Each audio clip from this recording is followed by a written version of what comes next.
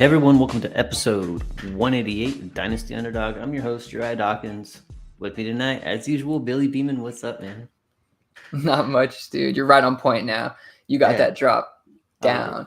I like that. Oh man, it's when they say free agency frenzy, this is absolutely what they're talking about. And to be honest, I'm kind of happy to escape the JSN echo chamber for like 5 minutes. I feel like that's the only discussion I hear going around in the dynasty space right now. So this is welcome news. All the free agency news that's come out this week. Before we get going, I do want to give a quick shout out to Ben Sinnett's dad. He gave us a follow on Twitter. He gave the Dynasty Underdog Twitter account a follow, and just love that kind of stuff, man. I love that we get to highlight these guys and the families. You know, they appreciate that kind of stuff. So try not to say bad stuff about players. Nope. Just trying to be, it's all constructive criticism, but but I love that he enjoyed what we're putting out there. It's cool stuff.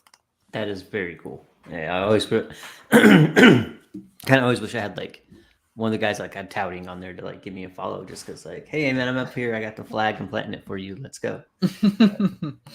Yeah, no, that's exactly cool. It's awesome.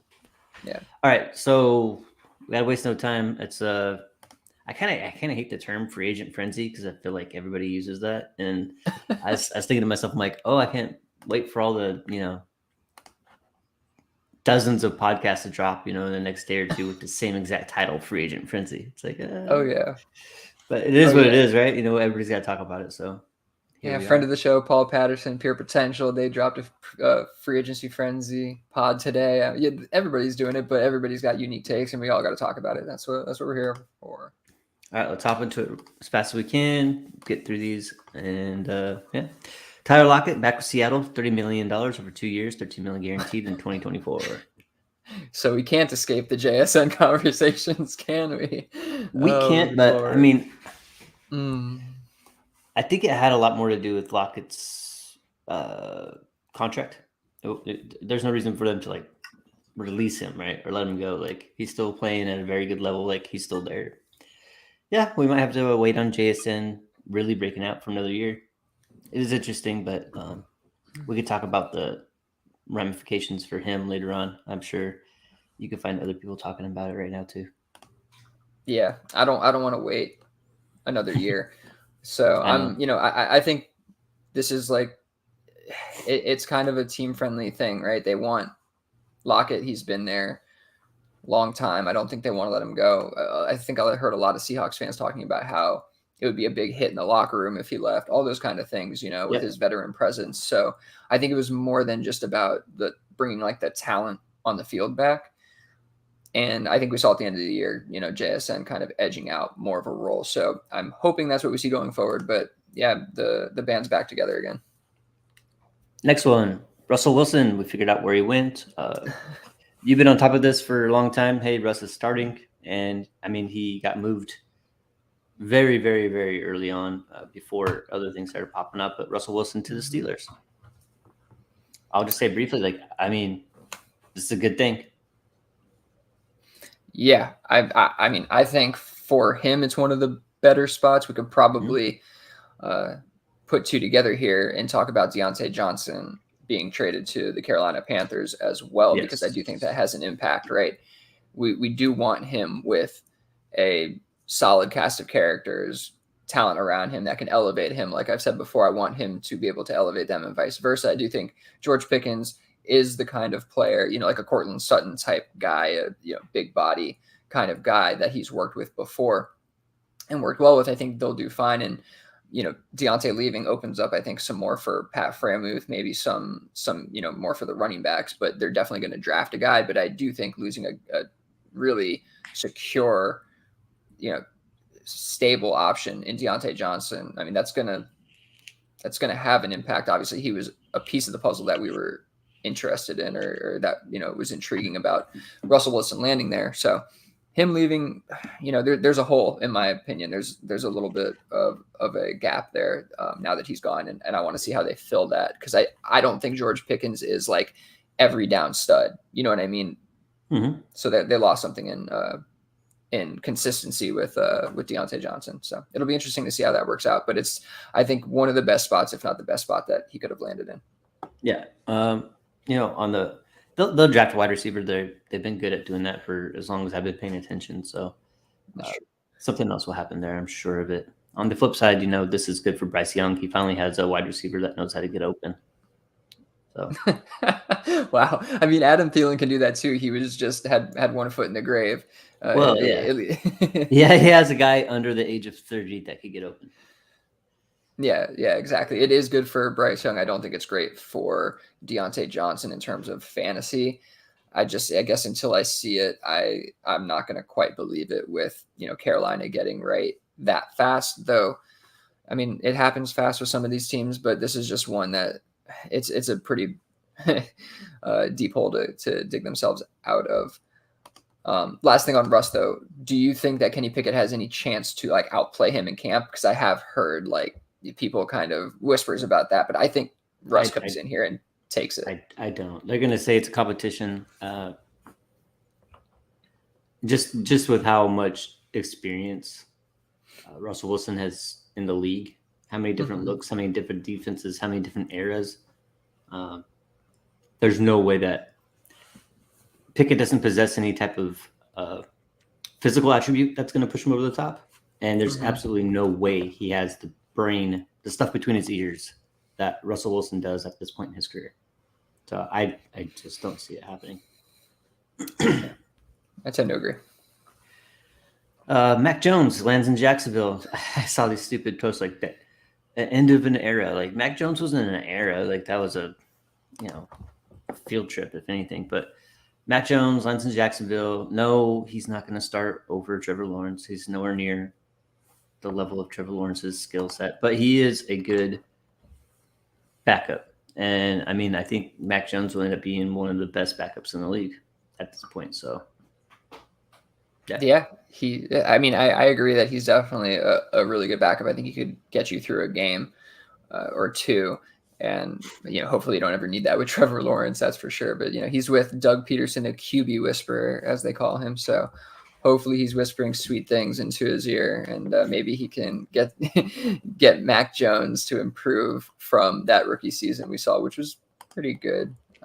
But yeah, I don't have much hope for Mac Jones. All right. He should be rostered in Dynasty. Sorry, he should be rostered in the Superflex Dynasty. Absolutely. We talked about this. All of these backups should be rostered at this point. Seems, given last season, yeah.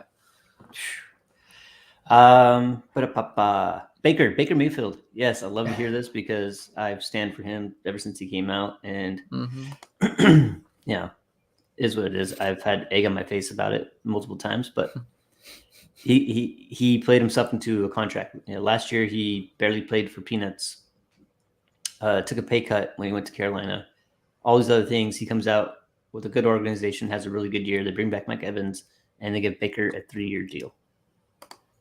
Yeah, he got the bag. It's awesome. I think, with Mike Evans coming back, we talked about that a little bit on the last episode. With Mike Evans coming back, I think this is a key piece to the puzzle for them to have continued success in terms of fantasy. I mean, Mike Evans is older, so having some consistency, a guy that we know that he can work with. We know, almost any quarterback he can work with, but we know that Baker can feed him, will feed him. So Rachaad White, everybody is kind of a winner with Baker and Evans back in town because losing either one of those guys would have, I think, had a seriously negative impact on the rest of the cast.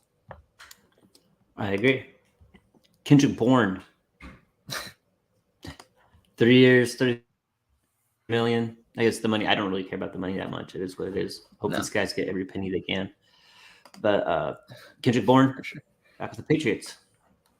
Yeah, so shocking. What's the wide receiver room there? It's Kendrick Bourne. Juju's gone? No, he's under contract. We gave him a 3-year deal. Okay. Demario Douglas, who's talented enough, and they got to add somebody else to that wide receiver core. Maybe Calvin Ridley. We're hearing those kind of rumors. I don't know. I mean, you got to get somebody in here. A veteran presence, like a really true wide receiver one type guy. Now maybe Calvin Ridley's like on the fringe of that, but you need to get somebody in here if you're going to bring in a Jaden Daniels or a Drake May or anybody. I mean, you have Jacoby Brissett signed there, which is, Yes.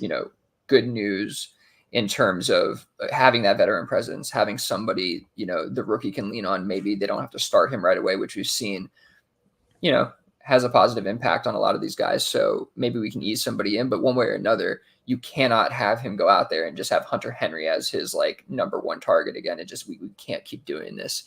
And I like Demario Douglas, but it's not enough. You know what I mean? So it's, but sorry, we're on Kendrick Bourne. I don't like it. Like, I don't want him there. I want them to like, I would rather, just a whole new cast of characters that we're not, I know it's not that big of a deal. Like, I think it's like 20 million over 2 years and like 16 guaranteed or something. I don't even think it's that much, but that's not really the point. Like, he's just not that great and coming off a really significant injury. So I don't know. This one's good news. Michael Pittman, I think, but they tagged him. And then during that time, I think they gave him the extension, 3 years, 71 million. Michael Pittman's going to be a Colt. I think this is fantastic for Anthony Richardson's development. If they're really, trying to make that work, you want to have a guy like Pittman who's been around long enough. He deserves a second contract there. And wheels up. I like this for Pittman. I like this for Anthony Richardson and the Colts in general. Yeah, I think I'm just higher on Anthony Richardson as a passer in general than the community is. I'm not really too worried about Michael Pittman. Obviously it'll be maybe a little bit less of a target share than he was getting in terms of, like from a guy like Gardner Minshew, who's just like tossing it up. But I do think that these guys are going to be fine. So I think it's great news. I think it's great news that they are securing weapons for Anthony Richardson, Michael Pittman, Josh Downs. If they can add another one through the draft, maybe get a real tight end in there. Jonathan Taylor, he is surrounded by talent. So that's what you need to do to make these guys successful and keep them in town. Absolutely. All right. This is kind of where some of the fun starts with the running backs. In all the years I've been paying attention to the NFL draft, free agency, I've never seen anything quite like it. Not to this extent, especially with the running backs. Maybe this tells us the NFL is not so high on the rookie running backs, or maybe it's just because there was really a glut of free agent running backs. Normally you don't have a bunch of pretty talented, 1,000-yard plus rushers under the age of 30 come available. And teams went out there and they took advantage of it. So Taylor Swift. She no. She has penetrated the NFL so greatly. Cut that out. All right. DeAndre Swift. DeAndre Swift went to the Bears. 30 years, 24 mil. Yeah. I mean, it's good. It's good for me because I drafted Swift recently in the startup, and I do like him being on the Bears a whole lot more than I do him being on the Eagles. I just haven't really liked an Eagles running back since Shady McCoy. So, R.I.P. Roshan Johnson, I guess. Yeah. I don't know. I mean, I don't love this backfield. I think Khalil Herbert's still under contract. They also have Roshan Swift. I wouldn't even be surprised if they added another running back in the draft, which would be nauseating. But yeah, I don't love this. I don't think Swift has been great. Me and Jake did a DU debates episode talking about Swift, and I thought he should be lower in the rankings than where Jake had him. So clearly I'm a little bit lower on Swift in general. He is a little bit younger, but he's never been efficient. And yeah, I guess with Caleb Williams, it's enticing at some level, but what are you getting like a year maybe out of him in Dynasty? I don't know. I don't love it. I'm not a big fan. All right. Tony Pollard reports that he might come back to the Cowboys on a team-friendly deal. Bullshit. Tony Pollard went to the Titans to join Tajay Spears. He got 3 years. He got the same deal, 3 years, 24 mil. I don't mind it. As long as Pollard is asked to split time more than he was this last year in Dallas. Because that's where he really shines. And having another full year to recover from breaking his leg with the hip drop in the playoffs, I think he could be fantasy relevant for sure. Like a top 20 type player. Yeah. Top 20. Yeah. I mean, I think it's gross for both. Yeah. Not top 20 player. I hope not. Yeah, top 20 running overall, back. yeah. That's not happening. Tony He could be Pollard and RB2. Tyjae Spears. Yeah, sure. He's an RB2, but I mean, Tony Pollard and Tyjae Spears, I think both take a hit here. I'm not a big fan of this move either way. I think if you were hoping that Tyjae Spears was going to be the lead back, that they wouldn't bring in a guy that's I don't even know what that has the pedigree of Tony Pollard, right? I mean, I'm not the biggest fan, but he's been pretty solid. He just had 260 carries or something last year. Like he can handle a load at some level. It won't be efficient, but he can handle a load at some level. And Tyjae Spears, he's never done it, so this is going to eat away at his workload. Both these guys are back to back in KTC. Ooh. Running back 18 and 19. Okay. Just behind Dalton Schultz, Josh Downs. I mean, it's not a terrible area for them still. Like rookie like Adonai Mitchell. I'd probably re-roll for one of the rookie picks. Like I said, Adonai Mitchell in here, 2025 early second after them. I mean, Tyjae Spears is more intriguing, but this hurts them both, in my opinion. I agree. Gabe Davis to the Jaguars. 3 years, $39 million. I mean, wheels up on Khalil Shakir. Don't trade him away for a fourth on accident. You did do that. Oh my goodness. Sure yeah. Lesson learned there. Let it be known, I wanted to do the opposite, but yeah, I mean, this is probably good for Gabe Davis. You're like what's it called? Ben Stiller and what's his name in Zoolander banging on the on the computer. That's you working with Sleeper. That's you working with Sleeper. I have my bones to pick with Sleeper still, but I'm figuring it out. Oh, geez. But yeah, Gabe Davis to the Jaguars. I mean, he kind of provides a aspect at the wide receiver position that they didn't quite have as far as stretching the field a little bit, right? It's not going to be like a high target earning wide receiver there, I don't believe. I think he's going to have a similar fantasy output that he did with the Bills, which is fine. Yeah. I probably agree with that. I think this is good news for a guy like Christian Kirk, unless they end up somehow bringing back Calvin Ridley as well, which seems slightly unlikely.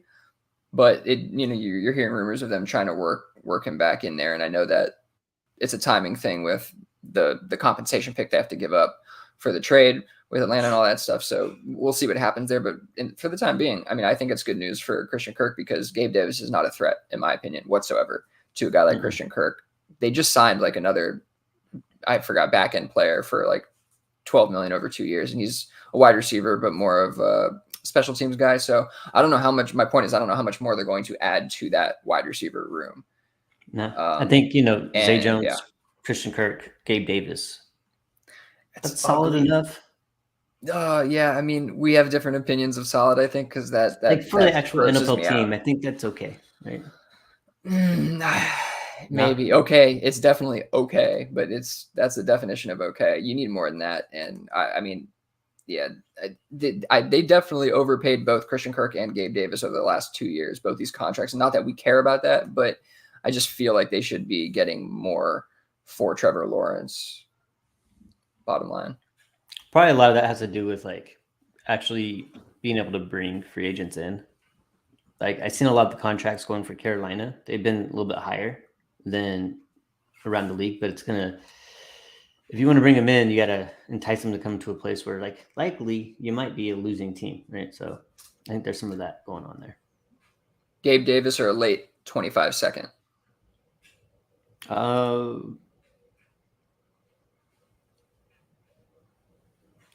If I had more than one Gabe Davis share, I'd probably go ahead and take the 25 second. If I didn't have Gabe Davis. Like, just take the I think 25-second it's and be fine. happy with your life, bro. It's even to me. I don't know. It's fine. Oh, I would take the second and not worry about Gabe Davis being on my roster any longer, and when I have to start him and when I don't. Yeah, like if I was competing, I'd try to trade him for like Aaron Jones, Jacoby Myers if I could somehow get over to that. I'm just looking at KTC, James Conner behind him. I think there's definitely. I mean, he's 24 years old. I get it. He's young, but he's young and inconsistent and just not that great. So, yeah, I'd be looking to get out. All right. Actual fun one that I think we should care about. Josh Jacobs goes to the Packers. 4 years, $48 million. This one's super interesting. We've talked a lot about Josh Jacobs just because he was one of those 300-plus carry guys, and we don't love investing in 300-plus carry guys post that season because we know that it's, efficiency-wise, it's definitely not getting better. Yeah, man, it seems like a great spot though, right? Like he's a dual threat guy. He seems like plus Aaron Jones in a way. At this point, it does.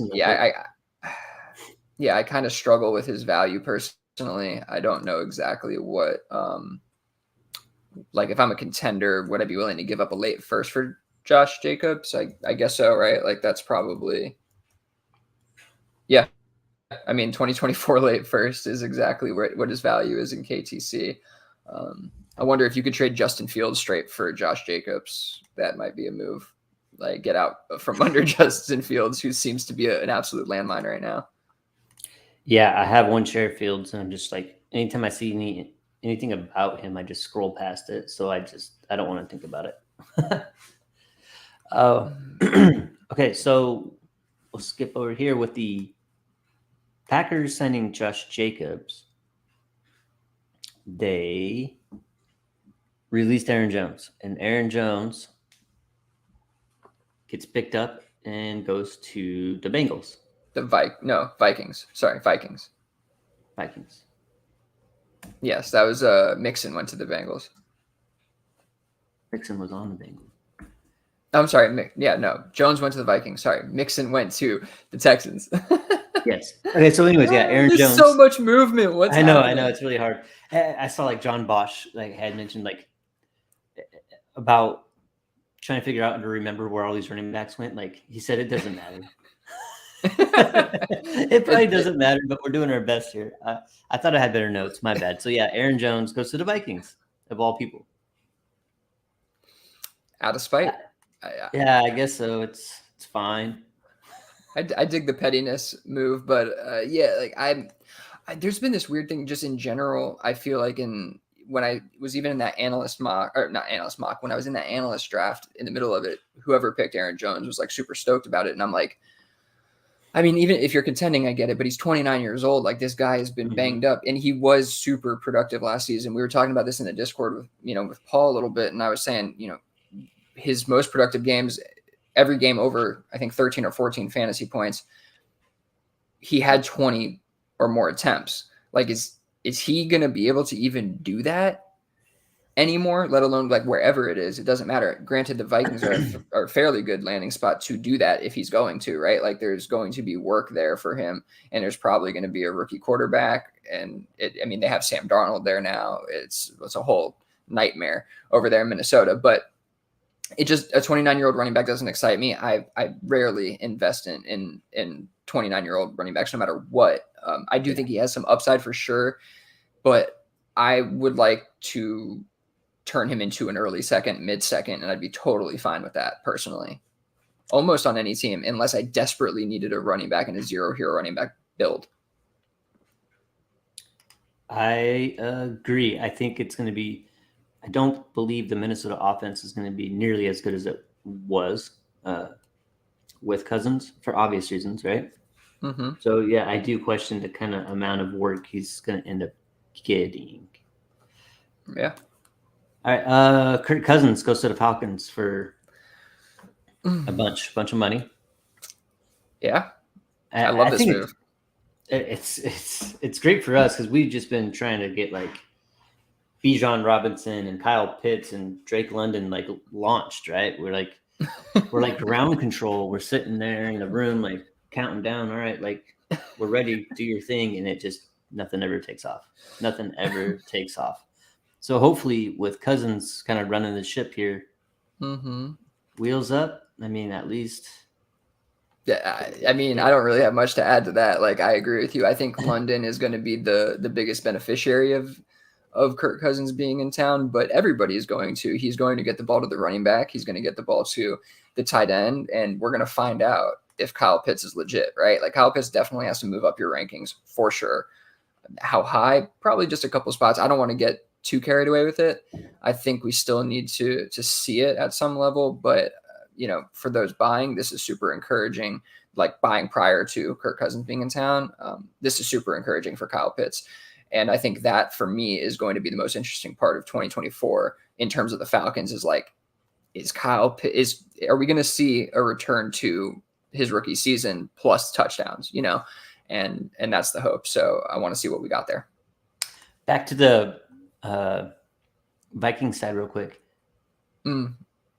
Do you knock Justin Jefferson down? Yeah, a little bit. I mean, again, me and Jake challenged me about my CD Lamb ranking, and fortunate for him, this happened, and CD Lamb gets pushed up just naturally because I think I have Justin Jefferson around wide receiver. I think I have him at wide receiver 3 right now because he has absolutely no quarterback to speak of, and I don't believe in Sam Darnold personally, though I do think he's QB proof. It's just a significant downgrade. I need to see them, do something there at the quarterback position. And I'm not like a McCarthy believer. Maybe they add JJ McCarthy in the draft. I don't know. There's just a lot of moving parts to that. So yeah, I do think he gets moved down. In terms of production, it's just not going to be the same as a guy like CD Lamb, right? Like that's not going to happen. But he's not the only one that takes a hit. It's also Jordan Addison. It's also TJ Hawkinson, right? Like TJ Hawkinson is a guy who I think people were with Kirk Cousins around were touting as, a tight end 1, 2, 3, 4, somewhere in that range, whatever you want, depending on the day and the person. But now I don't think he's anywhere near that. Just the upside's not there. So yeah, I think there's a lot of question marks when it comes to Minnesota. Yeah, I think they need quarterback. I think they need competent quarterback play outside of Justin Jefferson, who certainly can get by, but at a lesser level than his elite heights that we've seen with a guy like Kirk Cousins.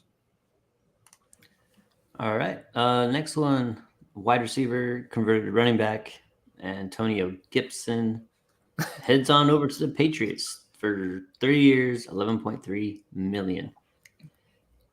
As the in-house Patriots guy, how do you feel? It's like, I'm not excited about it at all, but it's a fine move. And for fantasy, I mean, I don't love it. Like they already got a lead back there in Ramondre Stevenson. Like this is a worse situation for Antonio Gibson from a fantasy perspective, I feel like, than his previous situation was in Washington, right? Where he had Brian Robinson. I think more of Ramondre Stevenson personally. So yeah, no quarterback to speak of yet. Rookie quarterback.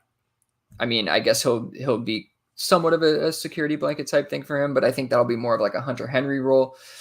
So I don't really care about Antonio Gibson. If somebody is interested in buying him, I'd probably be selling him off of this news. I agree. Next one I have here, Saquon. He ends up with the Eagles, of all places. These like inter-division trades, like I don't understand it. Like, but I mean, it's a business, right? Like, if I worked for, I don't know, say Pepsi, and I was like a sales rep for Pepsi or whatever, like if I got a better offer from Coca-Cola, I just go there, even though we're like competitors. But like true fans are like I remember when DeMarco Murray went and left, he went and left for the Eagles, and I was like, fuck that guy, how could he do that? But like, it's just a business, right? It's just their job, so you can't get mad about it. But yeah, Saquon to the Eagles. Do you like Saquon now more or less than you did last year? More. He's on a better team. Like it's not, perfect situation. Obviously, the running backs aren't elevated necessarily by running quarterbacks, but I think just in general, it's a better situation than whatever the Giants are going to be this coming year. What they were last year. So yeah, I think it's a better situation for Saquon, who for some reason is like beefing with Tiki Barber.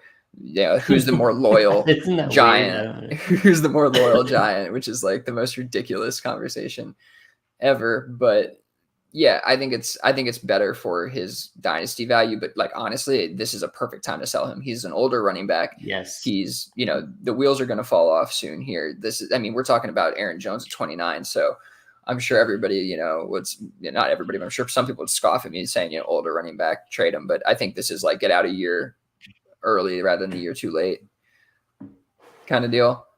I fully agree. Yeah. I think a lot of people view it the exact same way you do too. So I think that being able to trade away Saquon for something that he's worth right now, I think is actually available. I don't know if in a year you're going to be able to do it. Who knows? Well, he's worth a 26 first right now, like an early 26 first. He's right around like the Jackson Smith and if you could turn him into T. Higgins right now, like you do that in a second. That's kind of where he's around. If I can turn him into Mark Andrews, who's valued at tight end 7, just keeps moving down because the market's insane. I don't know what's wrong with you people, but yeah, if you can trade for a guy like that, if I could still get a first for Barkley and I'm not like ultra competitive, I might I don't know. Yeah, I'd like to find a way to do that. And stay afloat even if I'm competing, I guess. Because again, I don't want to be holding the bag on a guy like this. And it's going to be an up and down season, I feel like, in Philly, just because of, the scheme and everything. We already saw like Swift, the goal line touches, all that stuff. I don't know if it's going to be there necessarily like it would be somewhere else. All right. Next one I really like. Gus Edwards, my boy. He goes to the Chargers, 2 years, $6.5 million. That's probably right. He's going to go ahead and get his 700 yards and, 7 touchdowns or whatever that he just does. Austin Eckler's out of there. So right now it's Gus Edwards. You have Isaiah Spiller, Josh Kelly. I'm sure they'll add somebody right now, but I'm just going to pin Gus in there as the touchdown stealing machine that he's going to be. He's going to get plenty of touches. He's back with Greg Roman and another right. Harbaugh. Like it's familiar territory. It's going to be a familiar scheme. So I think Gus Edwards is going to get plenty of work, especially they're going to bring a rookie in and obviously work those guys in tandem. I think the rookie is going to be the higher value option, long term, but definitely Gus Edwards is worth something still somehow.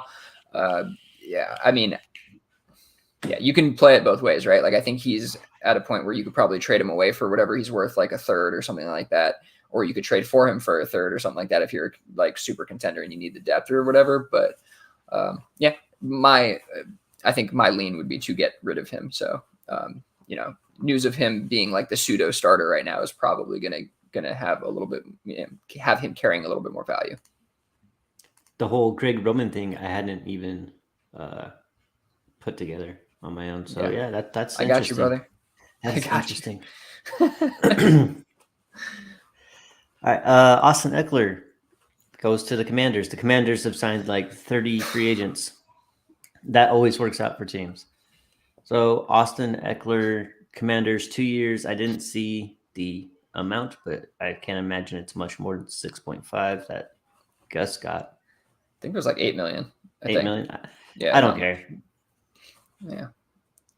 They replaced Antonio Gibson with Austin Eckler essentially, right? And with I think older Antonio Gibson. No, don't do that to Austin Eckler. That's absolutely rude. That's rude. Super disrespectful to Austin Eckler, who I know that you believe he's washed, but I'm not really on that same wave. Personally, I think that he suffered injuries last season that really impacted his productivity, and also just with how the season went with Justin Herbert going down, how they kind of just like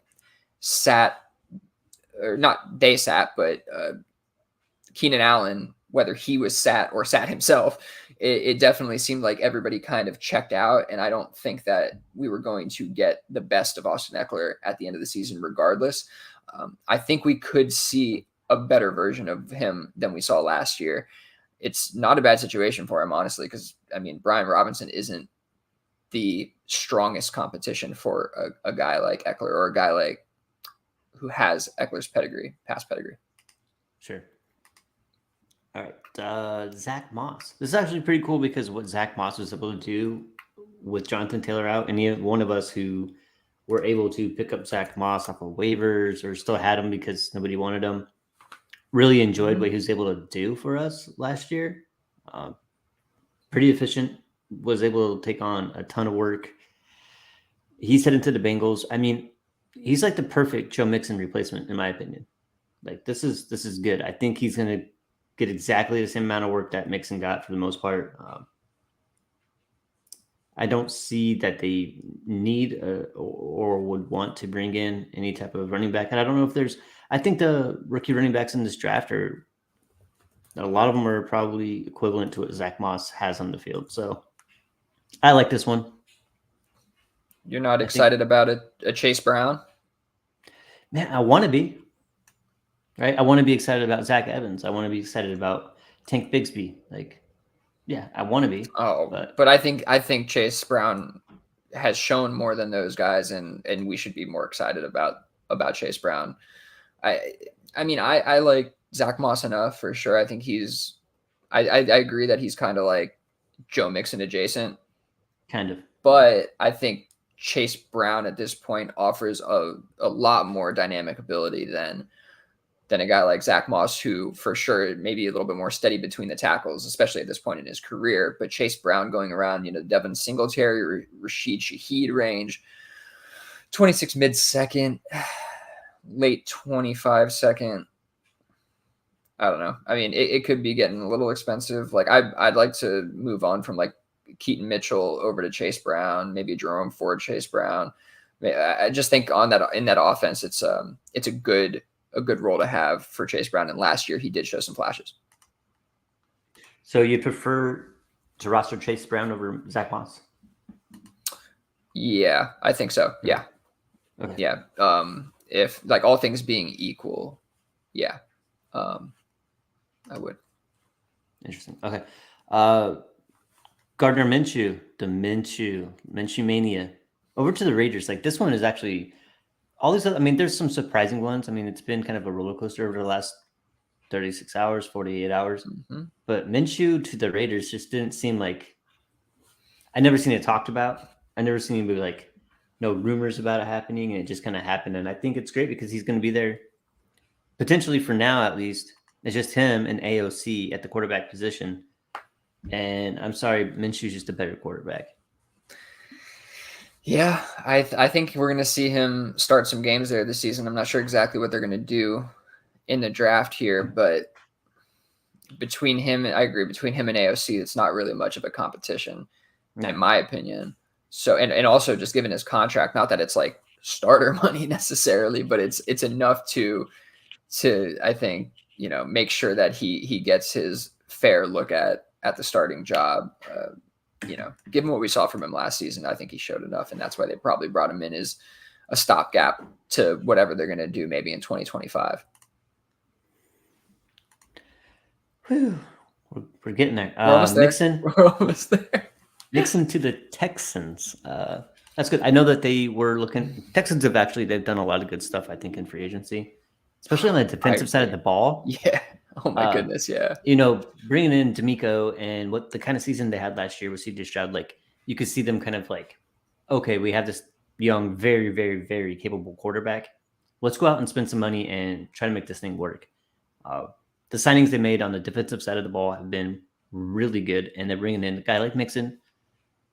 It's better than what they had last year. So I agree. I agree. Like I'm not like, it's so funny. I feel like I've like come over to the dark side, but like, cause I've not been a Mixon guy. I used to be. It's funny. I remember one of my first articles was talking about how I thought Mixon was a top 5 dynasty running back like years and years ago.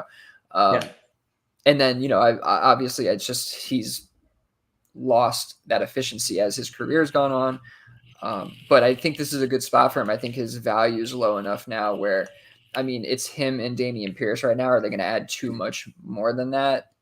I mean, Dameon Pierce they haven't loved him. So it's interesting. Like in that offense with CJ Stroud, with all the receivers they have, like it could be a high powered offense. He could be pretty good again, and he could just live off touchdowns again. And I wouldn't be surprised if and that's fine. And I wouldn't be surprised if that's what happens. Yeah, absolutely. I mean, really, if they're looking at their offense and they're looking at, hey, we did pretty good last year, right? YouTube comments getting catching your eye up, but Jake said maybe not a top 5 anymore, but he finished number 6 last year. Yeah, Mixon had a great finish last year, but I don't think you loved every game having him on your roster. But I don't know. Yeah, it's not a bad situation going from that team to Houston at all. So they go from basically Singletary to Mixon. That's not bad. Yeah. We didn't really talk about where Singletary went because I don't even remember, and it probably doesn't matter. But Singletary's not a Texan anymore. He might be a free agent. I don't remember if he went anywhere. I thought he did, but yeah, it doesn't matter. Mike Gesicki to the Bengals. I actually like this. Like, so what? So say T. Higgins does get traded, but Gesicki, the big slot wide receiver, aka tight end, as they want to call him, this dude legitimately could be second on the team in targets if T. Higgins is gone.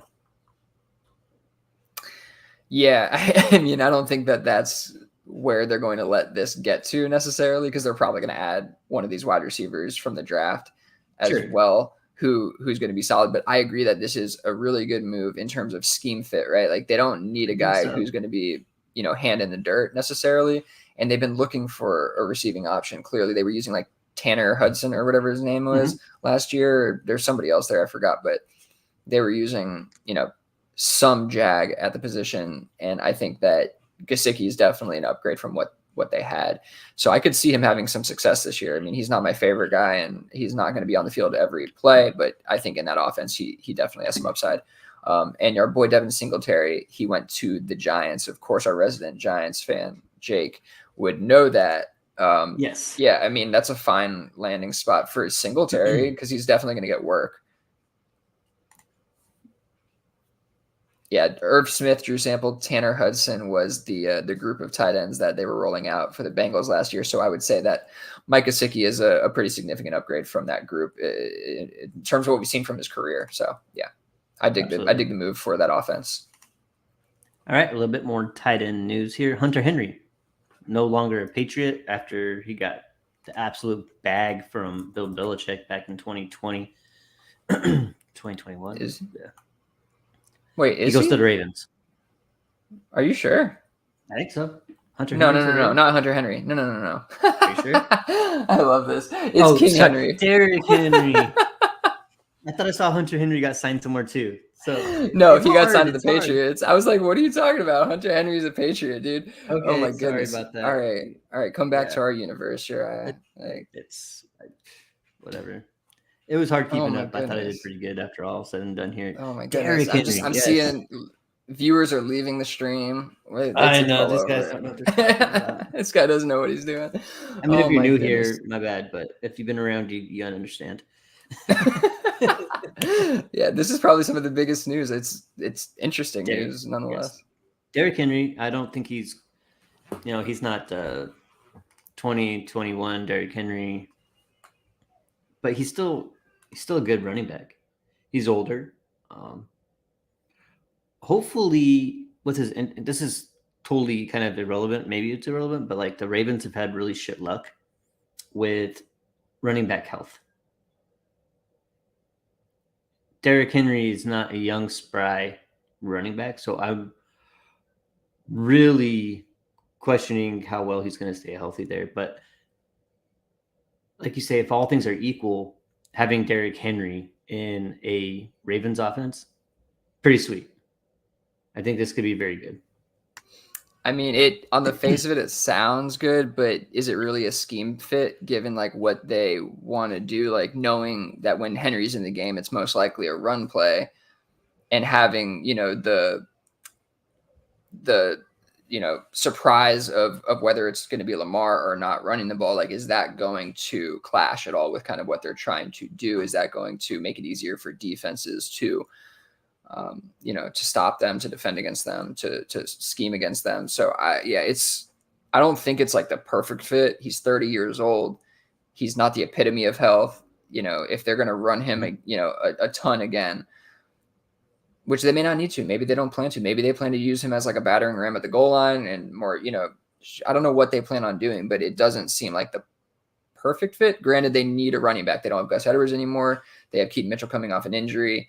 They don't have really anything there. Dalvin Cook experiment didn't work. So this is as good of an option as you're going to get coming out of free agency. Yeah, for sure. I question kind of how it's all going to work out in the end and what the usage is going to look like in this offense. Yeah. Derrick Henry, not Hunter. To the Ravens, correct. To the Ravens. All right. Cool. The Walking Dead, we did it. Do this next time because I think we'll have a better list. Cool. So let's hop into our prospect profile. Are there any other free agents that like you could think of off the top of your head that I didn't snag here? No, my goodness, no. There's probably some news between the time we started this pod and now, but we can move on for sure and talk about it next week. That was I think we did. That's literally a free agency frenzy, bro. That was a lot. It's a lot. All right, we'll hop into our prospect profiles. I will go first here. Again, Billy has tasked me with doing Adonai Mitchell versus Xavier Worthy, two Texas wide receivers with some differing traits here. So I will start with the fastest one. They're both very fast, but Xavier Worthy. So Xavier Worthy, 5'11", 165. He needs to eat some burgers. I'm surprised being in Texas he didn't have more Whataburger, but he needs to put on a couple pounds. Broke the record at the combine. He ran a 4.2 140. Typically, I would say, hey, if you just fade the fastest wide receiver at the combine, like you're gonna hit 100% of the time. They just never, ever work out. But this guy actually, I think he's a player. He played in college 3 years, 3-year player, so he's technically early declared, 3-year player, breakout age at 18. According to Player Profilers, college dominator, 34.2. PFF has him man yards per route run at 1.79 and zone yards per route run at 2.44. A 10.3 ADOT, which is maybe a little bit lower than I would have assumed for a guy who's quick as him. But, I mean, this is good. 23.8% contested catch rate. Again, it's a thing I'm just kind of harping on this year. Everything I've seen, you kind of want that right around 20% or less. So that's not too bad. Yards after the catch per reception, 7.6, which is great, which means that, he's not just catching the ball and getting tackled right away. He's got some wiggle in his step. He's got some a hitch in his moves. Slot rate is about 40% and out wide is about 60%. According to grindingthemucks.com, they have him an expected draft position of 31.2, which means right there at the back end of the first round. All in all, I do like Xavier Worthy, despite the fact he's the fastest wide receiver in the draft. Now his teammate, You're allowed to like him. I do like him. I do like him. Yes. His teammate Adonai Mitchell, also fast as hell, but he's 6'2", 205. He ran a 4.3 40. 3-year player again. Breakout age of 21 years old, so it took him a little while to do what his teammate Xavier Worthy's been doing. Player Profiler's college dominator is about 15%. PFF has him man versus yards per route run and man at 1.08, which is not great. They have him zone yards per route run at 1.74, which is also not great. But I'm going to try my best not to harp on that. So I think Billy's probably going to like him on tape more than I like him in the sheets. 16-yard ADOT, which is really good. 36.4 contested catch rate. Now, I think a lot of that just has to do with where he plays on the field. It has a lot to do with the size he is. Like, he's going to be a guy that is going to get more contested catches because he is playing the role on the outside like that. What was that percentage again? 36.4. Yeah, that doesn't. I mean, I don't think it's that high. Especially I'll get into it, but the QB play wasn't great either. Yeah, and just for I think where he's probably playing on the field, that makes a little bit more sense than a guy like Xavier Worthy. But still, it's higher than I want. Yards after the catch per reception is way down low, 3.2. So without watching the film, I can imagine a guy 16-yard ADOT, 36.4% of his catches are contested catches, and he's lining up 18% in the slot, almost 82% wide. So I'm imagining him playing out wide at the X receiver, going downfield and going up and getting the ball with very little separation. And that's probably like the majority of his passes, right? He's not probably doing a whole lot of screens or short digs or anything like that. It's just certainly not doing screens or anything like that. But it was a little bit more diverse. I mean, he's but he's not doing the stuff that Xavier Worthy's doing, where he's coming across the formation in motion and getting these short area targets and taking them downfield for however many yards. Yeah, he's not doing that. But interestingly enough, and I'll finish here, is that Grinding the Mocks has the expected draft position of 29.6 to Xavier Worthy's 31.2, which means the way that these mocks are coming out right now, they have them basically back to back, being selected just a couple picks apart. So I believe this will be the NFL pick your poison. What do you need for your team type deal? If I had to choose one, I would prefer to probably draft Xavier Worthy. What do you got? Yeah, no, that's not surprising to me. I think that the profile is going to have a lot of people excited for Worthy, and I had to make sure that I went back and watched, gave him a second watch, because there's some guys where, you're just absolutely, exactly what you saw on tape and it's very clear. And I think with him, it might be that, just with so much speed and athleticism, it's hard to see how good of a route runner he is, because a lot of what he's doing is very, very quick. But I also think that it lacks a little bit of nuance, because he's leaning on that athleticism sometimes, but just getting into it. I mean, the elite speed shows up on tape. Absolutely. He has excellent burst from the release through the stem at the top of the route. Is this Xavier or Adonai? Yeah, this is Worthy. Yeah, I'm starting the same way you did. This is Xavier Worthy. So yeah, he exhibits manipulation movements and ability to manipulate space, but I think he lacks a diverse release package. He's really relying on speed, so it's mainly single moves or a speed release, something like that. But overall, from the stem to the top of the route, you're seeing a lot more nuance than expected. He is putting on some moves in there, some hip shifts, some rocker steps, but they come off almost short, like he's almost short stepping it and not really giving it the full move because of how quick he is sometimes, but he's always moving forward and he's not wasting any movement. So he does win off these moves a good deal, and he does deceive defenders a good deal with his route technique, which is a little bit more surprising to me. Generally, these smaller guys who are super fast like this, they don't generally exhibit that as much. He's elusive, but I wouldn't describe him as elite in this regard. And when I'm talking about elusiveness, like for me, I'm talking about, short area lateral agility, where you can just make a guy miss in a phone booth no matter what. And he does make guys miss, obviously. He's super quick. He can stop on a dime, but he doesn't exhibit that elite like wiggle, I would say. But he can create yards after the catch. You see him high point balls and just burst away from defenders. You see him, take good angles and get away from guys. So he absolutely offers a ton after the catch, definitely at an above average rate. The hands do leave something to be desired. You do see him drop some passes here and there. I think that this is one of the biggest differences between him and AD Mitchell is Mitchell just has such reliable hands. I'm talking about he's high pointing everything. I mean, off target passes, he's securing, bringing them in. It does contested catches. It doesn't really matter. So I do think that there's a pretty stark difference there with those two. In general, I mean, I think I really like what I see out of Worthy. I didn't expect it.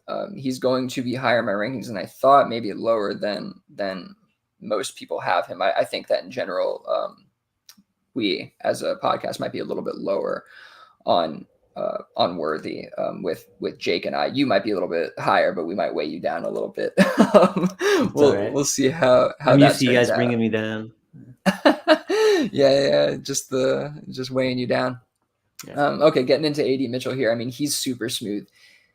The speed also shows up, but he just glides through the stem of his routes. He exhibits burst and explosiveness from the release and at the top of the route. He illustrates refined nuance, like definitely more than Worthy. And I was surprised to see it. I didn't think I was going to like either of these guys, but he's also using manipulation movements in his routes. And I'm talking about, peak moves, shoulder fakes, just in the middle of his route before he's breaking, he's throwing on moves, trying to get guys to bite, whether it's, for biting a deep route, biting a short route, whatever it is.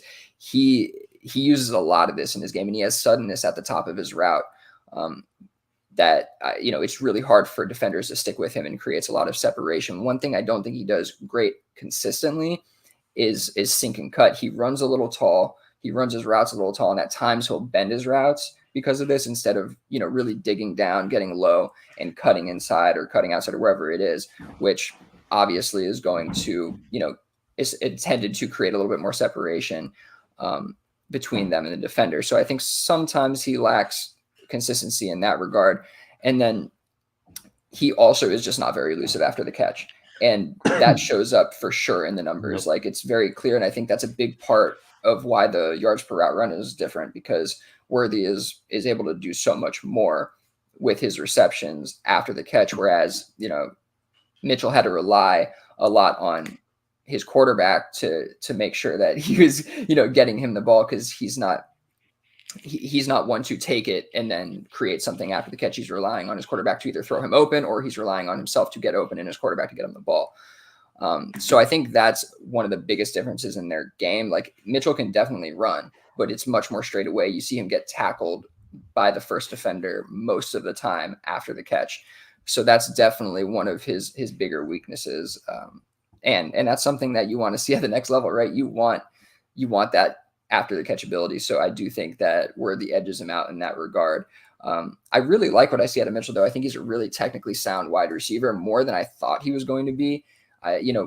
When these guys are so gifted with this athleticism, I do think they tend to lean on it a little bit too much, and that is something that they need to clean up at the next level. So I think both of these guys suffer from that a little bit, and I don't know why these guys like Worthy are tough for me to really get on the same page as the rest of the community, and I'm not like artificially like trying to push myself up or push the grade up.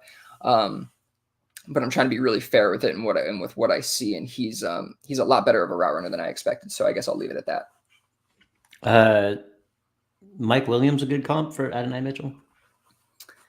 No, I think he's a better route runner. Okay. Yeah, I don't think he's I don't think he's just this contested catch guy that the numbers may make him out to be. I didn't get into it much, but Quinn Ewers was absolutely pathetic in a lot of in a lot of the game situations I watched. Like, there's some plays where he's throwing the ball into the stands over wide open AD Mitchell. It's not all, AD being just like downfield and can't separate. Like, he absolutely can separate. And I actually just recorded the film room today. I'll be cutting it up and I'll put that out soon so people can see a little bit what I'm talking about. But it's not consistent with AD as much as you'd like it to be. But I mean, the flashes are there and the flashes are great and the technique is serious. But Worthy definitely seems to put it all together a little bit better. And he's also just like a freak of nature athlete. The size is one thing, but I don't think we should be caring about the size so much when we've seen Tank Dell, when we've seen, Smith, when we've seen all these guys be successful. I think, I'm not going to allow that to be a significant factor in the profile when everything else is pointing to success. And you see our DU ranking, we are a little bit lower on these guys. We haven't completely refined our rookie rankings yet. So, take it with a grain of salt, but that's why we have the ADP and the KTC rank there. But we are going to probably end up slightly lower. Like I said, I probably will be slightly lower than the community, but I'll probably try to work in a few shares because I like what I see from Worthy. It's just it's one of those that I just can't fully get on board with for some reason. All right. Sweet. So if you had to pick one, if they're if they were both going like I don't know, 110, 111 or something like that, and you had the 110, who you picking? I mean, landing spot obviously will matter. They'll probably have the same DC, but yeah, right now I'd probably go Worthy. Okay. Yeah, I mean, I think it's kind of like one of those things. It's one of those where I think he possesses an elite trait, and I don't know if AD possesses an elite trait. And I think they're both very skilled route runners.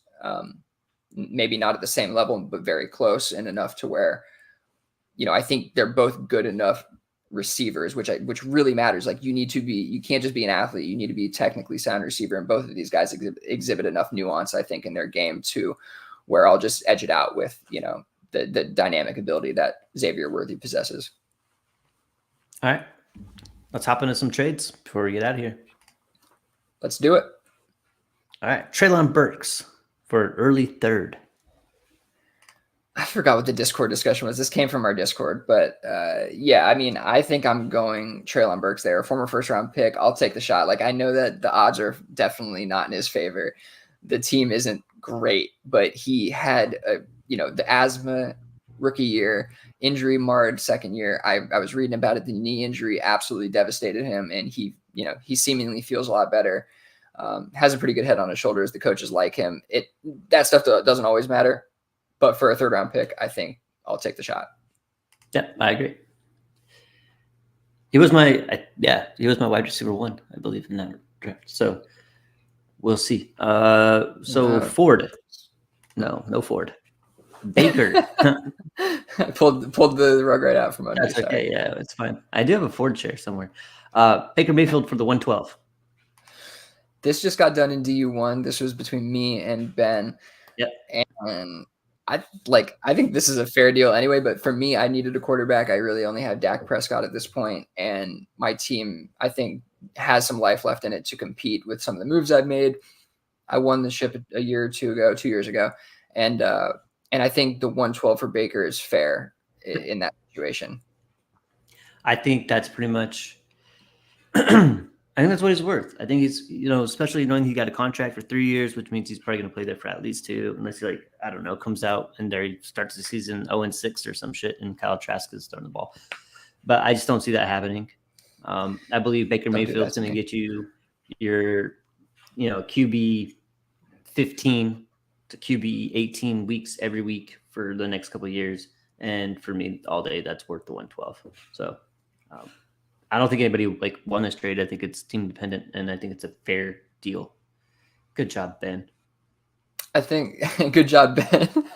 Well, both of you guys, but Ben. No, I love it. I love it. Yeah, just taking shots. He's trying to rake me over the coals. I think Paul would tell you that I should just trade for Sam Darnold or something and get the same production. But to me, it's not true. This just he's because I think Baker's 16 points per game type deal, which is something fairly average QB 17, and right? Fairly replaceable. But I do think that there's something to be said for when you don't have a QB2 and having some stability there. I think the 112 is really not that much to pay for that. When Sam Darnold even had a QB2 finish to a week, not even a season. I know he hasn't had one in a season. No, maybe that one season, but I don't know. No Darnold for me, thank you. No, I like this. Yeah, I like this a lot. Yeah, I don't think I'll regret this too much over the next couple of years. All right, this one's a good one. Waddle, DK, Eckler for London, Pickens, and Isaiah Likely. I mean, this deal didn't happen. Okay. I take I want to hear London, Pickens, Likely. Shoot. Yeah. No, you're right. You're right. Don't question yourself. Don't second guess. That's my first thought. Especially with, this was before Deontay left town, but I don't especially care with about Deontay Eckler, leaving town, so. I think. Yeah. Well, clearly you think he's absolutely washed. But been saying it for a long time. It's funny. I got sent this offer, and then I got told that London was no sure thing. And I'm like, so wait, why are you buying? So why are you trying to drink more? I hate that. Come on, my guy. So I wouldn't I give up want to. London and Pickens for Waddle and DK and Eckler right now. Yeah, no way. I mean, London potential wide receiver one. I think top 10 dynasty wide receiver, top 10 finish within the range of outcomes. While Waddle can definitely do that, we've seen him have, I think, maybe like a wide receiver 7 finish or something like that.